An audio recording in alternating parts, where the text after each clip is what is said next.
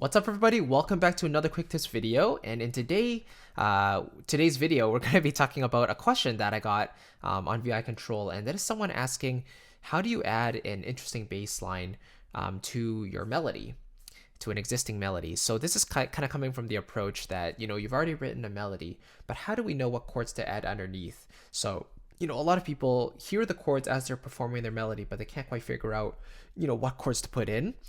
Maybe sometimes you're just writing in a melody and you don't really have any basis with the harmonic functions underneath. So let's explore some possibilities where we can add a bass line and even chords to that melody. So for me, the most fundamental thing is to know what key you're in.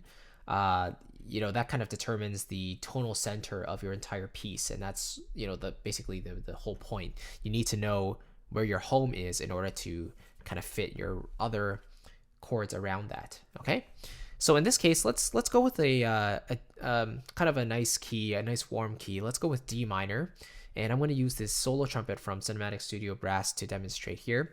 Let's just play in any melody here, and let's see what we can do. So here we go. Let's just record something.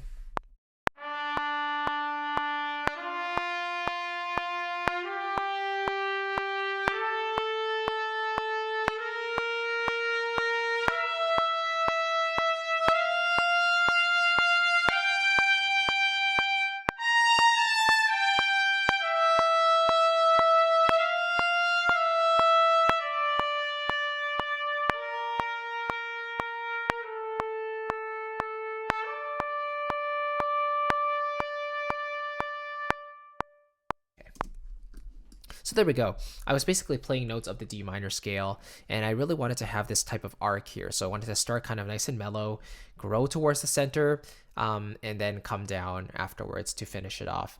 Now, harmonically, that already gives me a couple of ideas. First of all, I see that I'm starting relatively lower. So in my mind, I'm thinking, okay, I can use a few chords to set up the mood of this somber feeling. And then towards the middle, I want to have some more tension chords. They don't necessarily have to be chords that are out of the scale, but maybe I can play some chords that are further away from the one chord just to have some contrast, right? And then afterwards, I'll go back to the one chord possibly at the end. So let's experiment here. Let me pull up another patch. Let's play... let's just do a piano patch, actually. Let's go with Cine Piano, my go-to, and let's see what this sounds like. So go to that channel. Here we go. Okay. So let's hear what we got. Oh, actually, I should. You know what? I'll set it back to MIDI channel 2, create another track for this guy here. All right, I'm actually going to quickly play around with the MIDI data just a touch here to start off a little bit less. I forgot to trigger the module when I started this melody, so I want to start off a little lower here.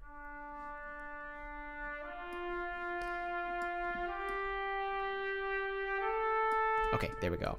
So now let's play some chords underneath. So I'm in D minor, so I could just start off with the one chord, which I think I'm going to do just to start things off here. Now the next chord is an F, which is the third degree of the scale.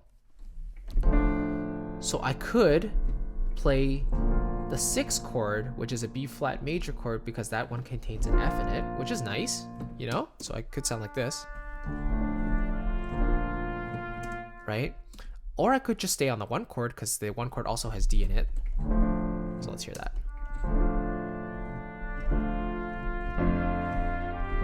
Then you can go 4 to 5. That's also really nice. What if we went to the 3 chord? Because the 3 chord would be F major. So let's give that one a shot as well.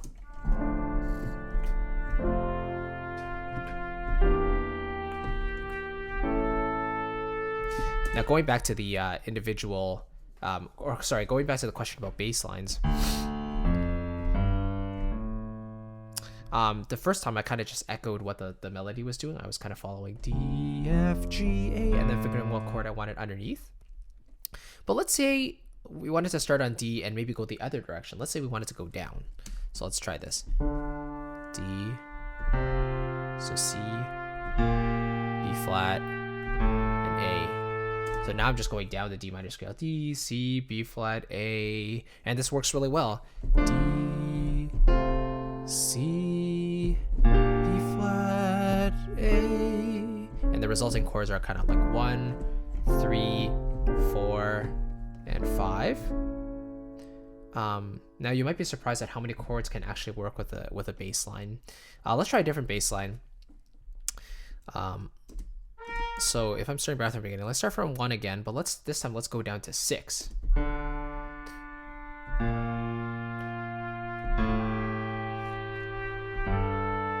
Okay, now this time I kind of did 1, 6, 5 to 4. Now 5 to 4 is not a very typical progression, but it actually kind of works.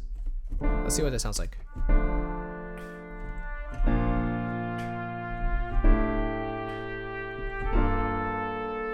So you kind of have that more of a twinge of sadness there. So instead of outlining the 5 chord with the A in the melody, I actually went down to the 4 chord, which is a G minor chord. So you get this A on top of it, and you get this kind of you get this G minor 9 sound. So the A is kind of like a poignant note, and it's like soaring over top a little bit, and it's already building interest, you know. So let's decide on a bass line and continue on here. I'm gonna record it this time.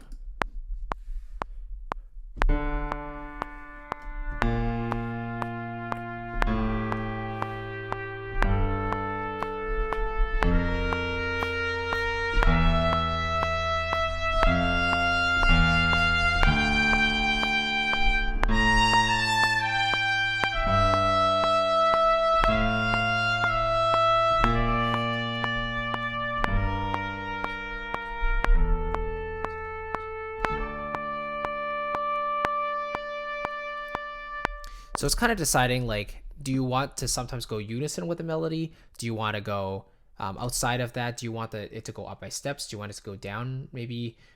Should we go by skips maybe, or even fourths or fifths? Again, it depends entirely on the context, but in this case, I'm thinking more of a romantic type of thing, so I don't want to go too crazy here.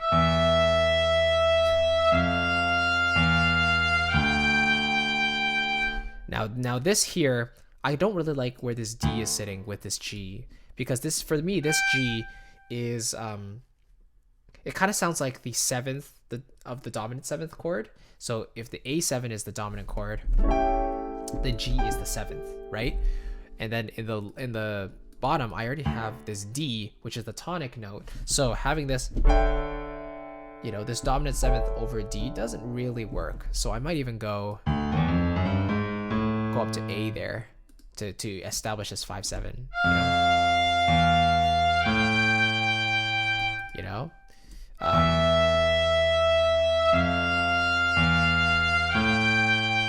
And here, instead of matching that F, maybe I'll go down, so contrary motion, you know.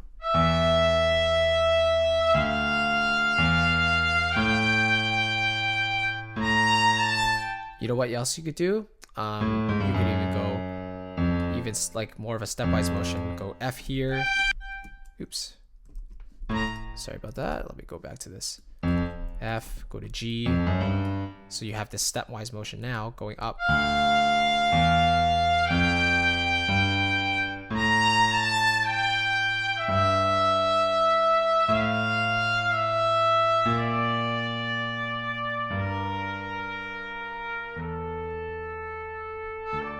You know?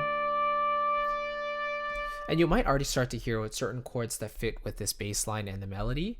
The method I usually go with is I'll basically write chords first along with the melody, and then the bass line, if it's too static in one area, I'll experiment with different inversions. If I already like the chord I already chose, I might experiment with inversions to you know, make the bass line have some variety in it, but at the same time it's going to change the texture of that chord as well.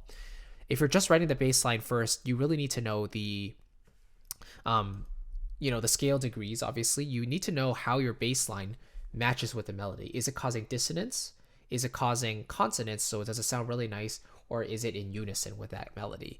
If it's in unison, then it's especially effective to create a really solid sounding chord, really full sounding, because the bass and the melody are already doing the same thing. So you need some contrast in there.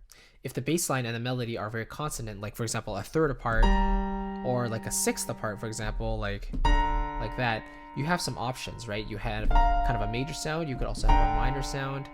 Again, you really need to know the chords that belong to your key, and this is basically another topic about filling in your chords.